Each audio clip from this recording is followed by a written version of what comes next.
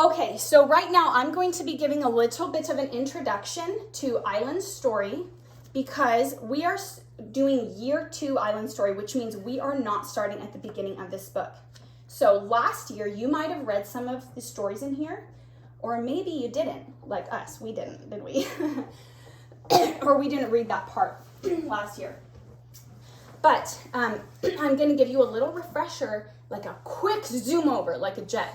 Zooming over really fast what you would have covered last year, so that when we start in the middle of the story, you're not like, who are these people? What is going on?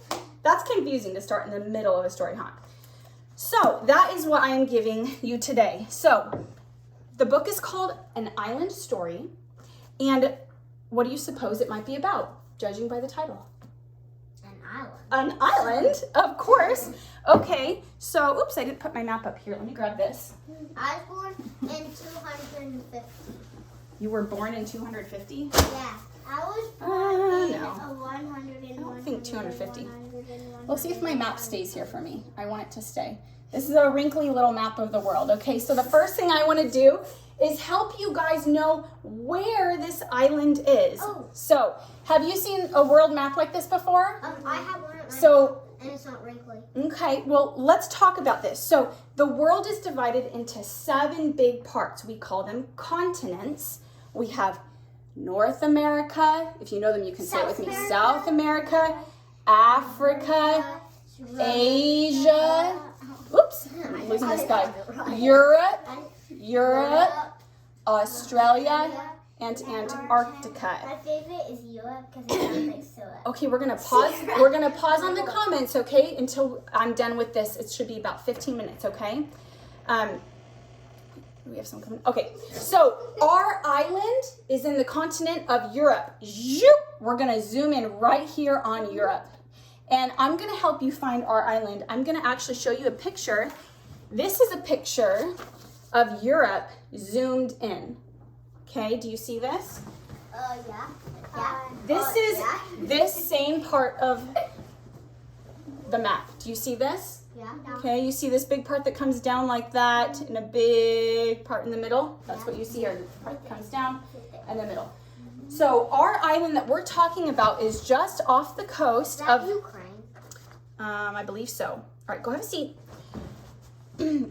off the mainland of Europe, right here, our island sits right up here, okay? So this is like the big picture of it. So here's our island. I'm gonna show you an even more zoomed in picture now. Oh, wow. Oh, we have people trying to get in. Josiah, actually sit down. We're gonna ignore them. Okay, they can't come through here. They're not allowed to. Okay, so here's an even more zoomed in picture of our island. So what I like to do to help us identify this island in the world is talk about what shape you see. Have you ever looked at clouds? Hey, it looks like a dragon. Okay, hold on, there. sit down. Have you ever looked at clouds passing and you try to think of like what shape it is? Yeah. Okay, could you do that with this island? Like what shape do you see? Dragon. Yeah, the bottom is like dragon with teeth. It looks like a dragon with teeth? Yeah, see? Okay, I don't know that I see that. I'll show you. Go ahead, just point to it. It's right there with the teeth. Okay. Can I tell you what I see? Mine is kind of funny. No one usually sees what I see. I see a rabbit. Do you see a rabbit here? It's like the rabbit ears and the rabbit nose. And here's his body and his knee, because they sit with their knees bent. And there's his feet and a bushy tail.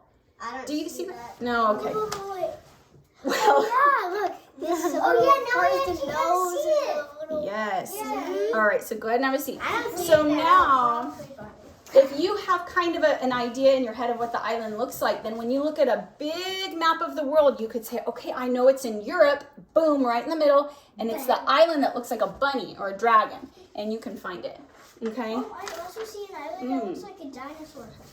Okay, actually, Geneva, I'm gonna have you sit down because for the next part, guys, we're not gonna talk, we're just gonna listen, okay? And I will answer all your questions after, okay? So, the next thing I want to talk about is when. When is our story happening? So, that's where we have a timeline.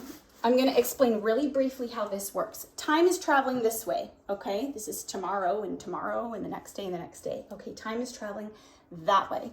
And you see these big numbers I have up here? Mm-hmm. Okay, each of these sections spans 1,000 years. Okay, 1,000 years, 1,000 years, 1,000 years, 1,000 years. Okay, now you'll notice that it's going backwards. It says 4,000, 3,000, 2,000, 1,000. We're going down to 0. And then we're going to count back up 1,000, 2,000. Now, the reason that we count, do you know why time stopped here and we started counting time different? Does anyone know? Okay. Why? Why'd you do that? Because like it's going backwards. Something big happened here. Let me tell you what it was. A fight.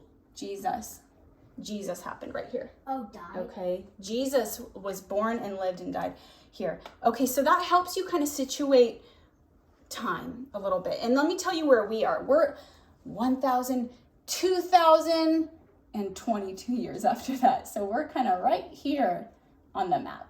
Okay?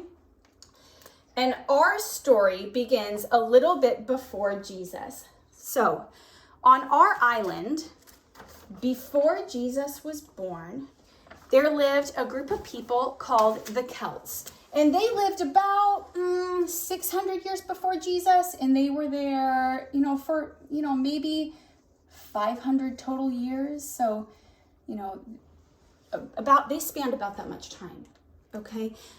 And the Celts were farm people, okay? They were not very developed like we are. They don't have roads. They don't have schools.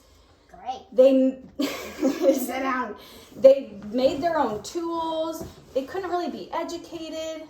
They didn't have soldiers. Okay, so they weren't like a really great, powerful country. They were just kind of farm people. And a little bit before Jesus was born, there was a man way off in the mainland of Europe who was trying to conquer the whole world for himself. His name was Julius Caesar. Have you ever heard that name before? Yeah, of course. Okay, yeah, of course. Julius Caesar. And he, one day, was riding in a boat past our island, and this is what he saw. He saw white cliffs. Britain, yes. It's the British Isles. It was beautiful. White cliffs and gold and sandy beaches. Ooh, he saw that, and he was like, I want this island. This is where the British fight Yes. Okay. Listen, tell me all your stuff after. Okay, so that's what he saw. And he wanted to have that island for himself. And he didn't get it in his lifetime, but Rome did end up taking the island a little bit after Jesus. Okay, so I'm just gonna go like this. We're gonna do a line that kind of goes down here. And I'm gonna do a crown. I wish this board was bigger, I'm sorry. And I'm putting an R on it because our island became Roman. All right, now you would think that that's kind of a bummer that the Britons lost their island to Rome, but actually it wasn't so bad. You know why? Because the Romans had a powerful army. The Romans protected the Britons. They helped them build roads and schools, and they could be educated, and they really helped them as a people. So the Britons were kind of like, it's not so bad to have Rome here.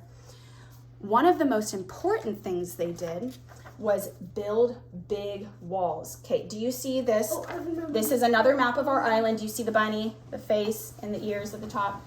Okay, so the Britons lived, they were kind of the headless rabbit. They lived at the bottom. Okay, no questions yet. I'll answer them at the end.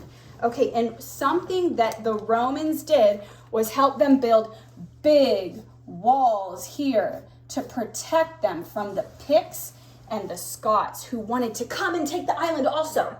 Yeah, do you remember that? Yeah, I remember that. Okay, they helped them build big walls. And that was really, really great. But after a while, maybe about 400 years or so, Rome was done. Okay? And when Rome was done, they left, and the Britons were like, well, okay, we'll just have our own kings. So they began to have kings. So I'm doing a B for the Britons. British kings, Britain.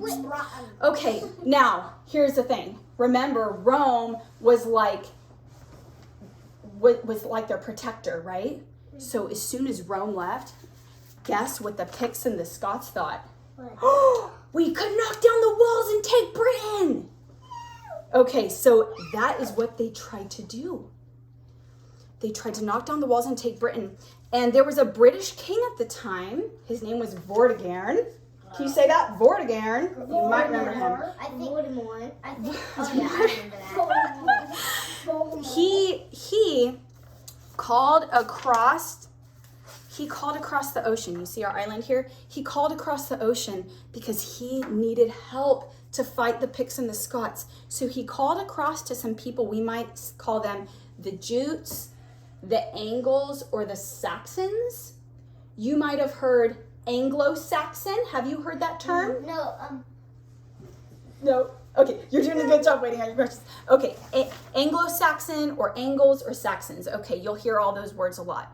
And Vortigern called across the island to the mainland of Europe here, and he's like, hey, is there anyone who can help us? We need help fighting the Picts and the Scots.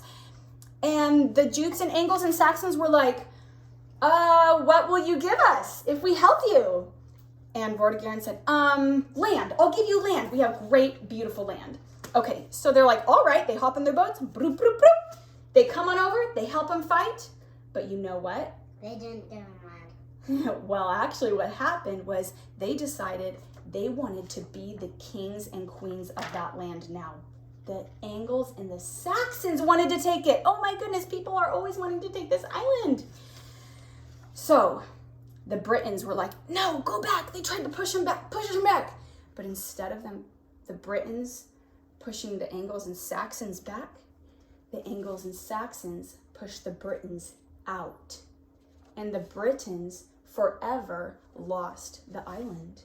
And no longer was it ever Britain. Okay, it was not. Oh, his name's It did not. We're getting there. It did not belong to the Britons. You know, the funny thing is that Britain got the island back, and it was only about 40 years until they lost it to the Anglo-Saxons. We're going to put another big line here, and I'm going to do AS for Anglo-Saxon. But you should understand now that this ends up being the English people. Yeah. Okay. So I'm going to put a little E under it too. Okay, because it's also English, but we might say Anglo-Saxon. I know a lot of people after this. Okay. All right. So the Anglo-Saxons came in and they set up a government and kings and queens. And one of the things they did was they divided the land up into something called a heptarchy. Okay, they divided it into seven places. Okay, and each of these 7 places had their own rulers. And this is actually their ruler system. Okay, do you see this? It's called ranks of nobility. Nobility sounds like the word noble. Okay, it's like the rich people or the important people. So the big crown is for the king and queen. That is the top dog. Okay, they're in charge of the whole island. The second crown is dukes and duchesses. They're in charge of a lot. They're in charge of like big territories of land. Okay, but they're not in charge of everything like the king. Okay, and then there are earls. That's the smaller crown. Okay, they're in charge of like a city. Okay, so they're still pretty important, but they're not. It's not a lot of land that they're in charge of. Okay. What are the kings and queens in charge of? The kings and queens are in charge of the whole country, the whole island. Okay, so the Anglo-Saxons set up this heptarchy, and they had people in charge of all these different places. Okay, and if you could imagine, it's probably kind of confusing to have that many like kings and queens. So what they decided, well, one guy decided, his name was Egbert, and he decided, you know what? I'll just be in charge of all of it.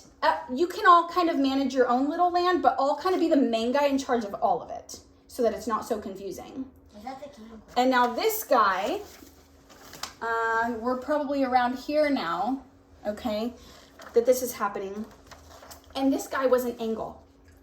And so because this Angle was in charge of the whole island, they started calling it Angleland, which sounds like Angle. England.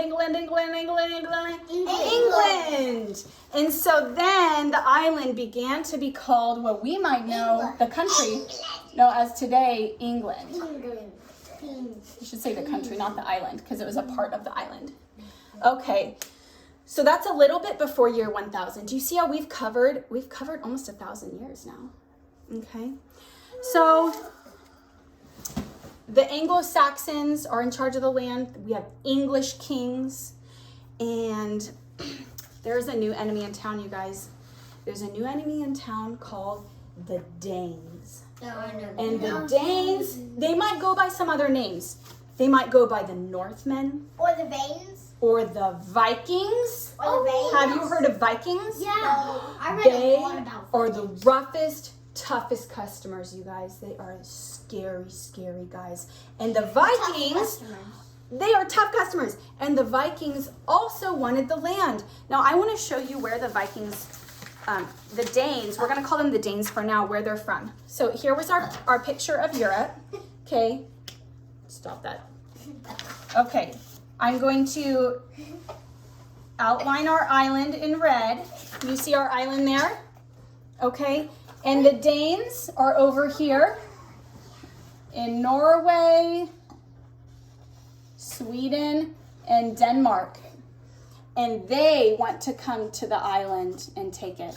Okay, which is what you're seeing here. This is a more zoomed in picture of that. You see that? Norway, Sweden, and Denmark. Can you say the Danes? The Danes. The Danes. Wait. That's right. So, let me make sure I'm... Okay. So, there was an English king at the time who had a terrible, terrible idea. There were some Danes living on the island, and he decided that all on one day he was gonna sound an alarm. That's right, and kill all of them in one day. Children, everybody, moms, dads, the queen, the king. That's right. So he killed all the Danes when he sounded his alarm. Everybody just killed all the Danes in one day, and guess what? That made the Danish king furious, and he got his strongest armies, and he was coming across the ocean, and he was coming to get the English people, that king. Okay, I'm going to tell you the name of this king because this is where we're going to start paying attention to some names. His name is Ethelred. Yeah. Ethelred, and we call him the Unready. Ethelred the Unready. I read that. How would you like to be known as the Unready? That doesn't sound very nice. So, you know what Ethelred did when the Danes came with their furious armies? Ah! And he ran away. He ran away, you guys, and he ran away to a country called Normandy. Can you say Normandy? Normandy. Which was across the water, right about here, okay? In the north of France. Have you heard of France? Okay, so the Norman people and the French people, we might kind of almost talk about them interchangeably. Paris. Okay, that's right. So he ran away to Normandy. And when the Danish king got there, he was like, hey, where's your king? And they're like, well, I don't know. He ran away because he was afraid of you. And that guy was like, okay, well, I'll be the king. Ah! Another king from another country. So now we have... What is my letter going to be this time?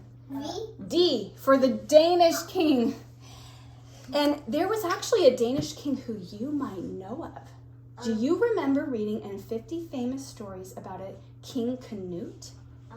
Do you remember the story of King Canute and the waves? The waves that came up on his feet? Okay, well, we might read that again sometime.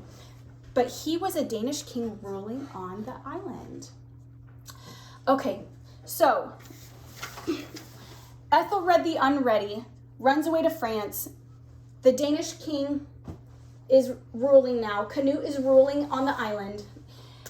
And then the people are like, hey, Ethelred, we really want an English king. Can you please come back? So he comes back. He comes back with his 2 sons. One is named Edmund. Ooh, I've read this. And one is named Edward. My goodness, could you have chose some more different names? That might have helped.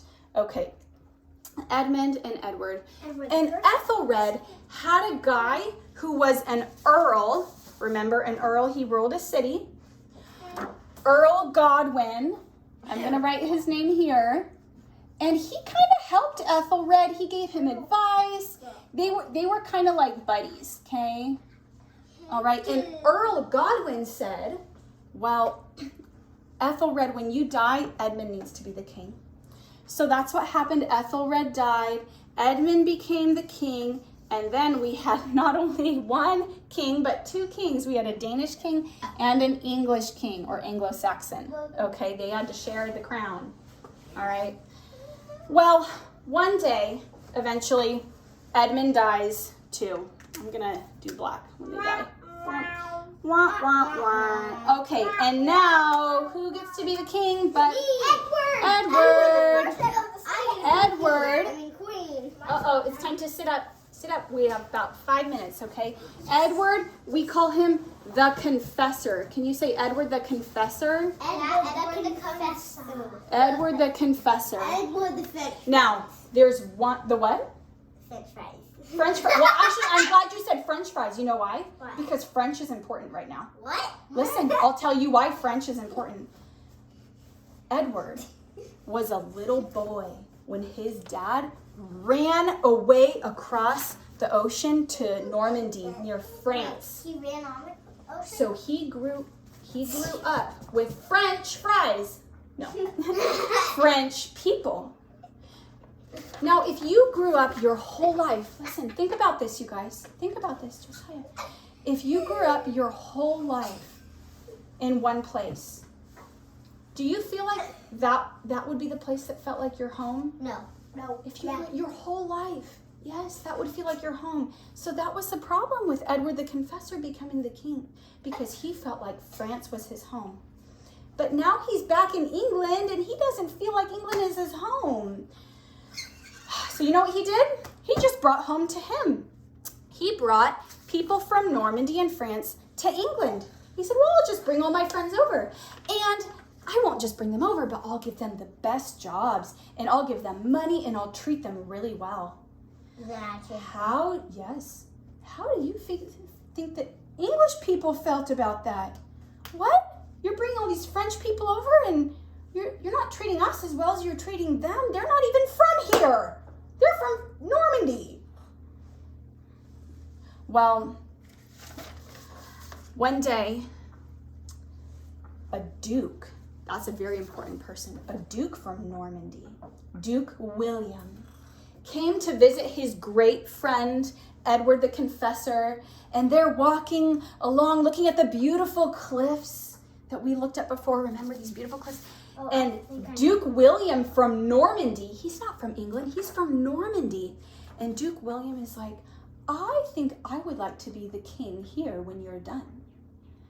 Now, I'm going to pause really quick, because remember we talked about Earl Godwin, who was kind of a helper? Okay, he had a son. He died, but he had a son named Harold Godwin, okay? Oh, I know Harold. Yeah. King Harold. He's the Harold Godwin. And that's when, I feel like Okay, pause. We'll get to it, okay? Harold Godwin. And Harold Godwin was now kind of Edward's helper. And guess what? Harold Godwin, he was an earl now. He knew how to rule. He belonged in England. He was from there. He loved the island, and the people loved him. So everyone was ready for Harold Godwin to be the king when Edward the Confessor croaks. But Edward the Confessor is walking with his friend Duke William way over from Normandy. And guess what he says when Duke William asks to become the king? He says, okay. Wait, now we have a problem. Two people. I'm actually going to show you the pictures here. Okay, this is Duke William. You see that? You're going to get little cards like this for your journals. Okay. disgusting. All right, I'm going to put him here. Oh, they're sticky. Now, two people. There's Edward the Confessor.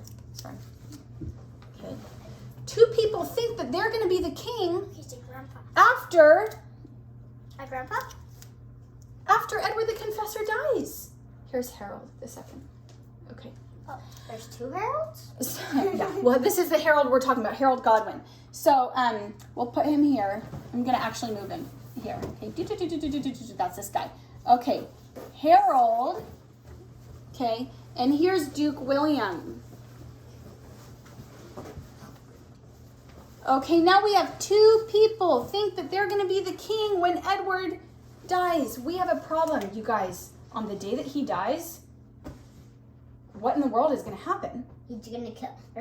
Someone's gonna kill. It's going to get crazy. It's going to get crazy. Okay, now there's one last story that I'm going to tell you before we wrap this up. One day, Harold was in a boat going across the ocean. His ship got wrecked and smashed to smithereens.